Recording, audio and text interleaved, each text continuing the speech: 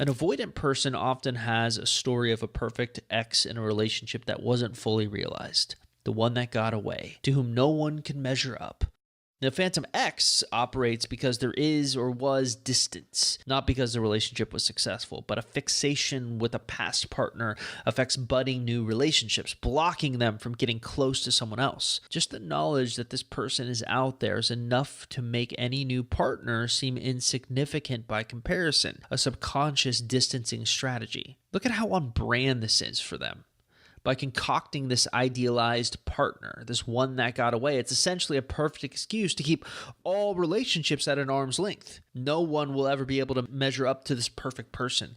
Thus, they hold on and protect their independence. So weirdly, fawning over failed relationships is part of their process. That nostalgia will happen if you give them space because it's literally their way to protect themselves. But do they ever come back on their own accord? This is kind of the million-dollar question that many people are left wondering. Now, if you've ever been to my website, Ex-Boyfriend Recovery, then perhaps one of the things that you may have potentially noticed is that I encourage men and women to be a lot more active than most of my peers.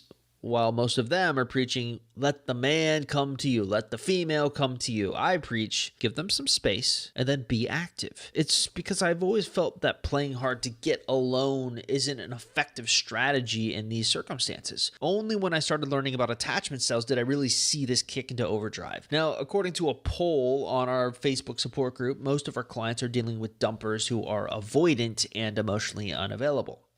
And everything I've researched and experienced says that if you just leave the avoidant alone, they won't usually take any meaningful action to win you back until way down the road. And usually I'm talking about years later. In fact, we see this happening as early as the no contact rule. So contrary to popular belief, most exes will not contact you during the no contact rule. Why? Because they're avoidant. Usually our clients have to be active if they want a reconciliation to occur. And the key factor that everyone misses in the industry is that timing matters really a big deal with emotionally unavailable exes. If you're being active in a space where an ex hasn't hit that nostalgia phase, you'll be looked at with annoyance.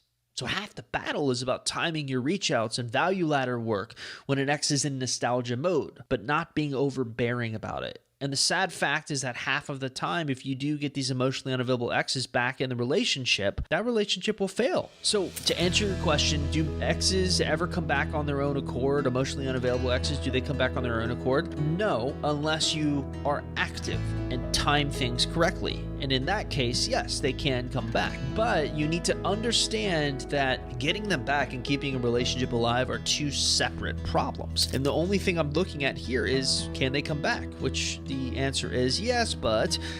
And what matters more to me isn't that you get your ex back. What matters more to me is that you find your person, whether that's your ex or not. And so I'm going to encourage you to think very carefully before embarking on this adventure. It's really not that it can't be done. I feel we've mastered the art of reconciliation. It's more about asking if the dumper is worth the effort, if they're that person for you.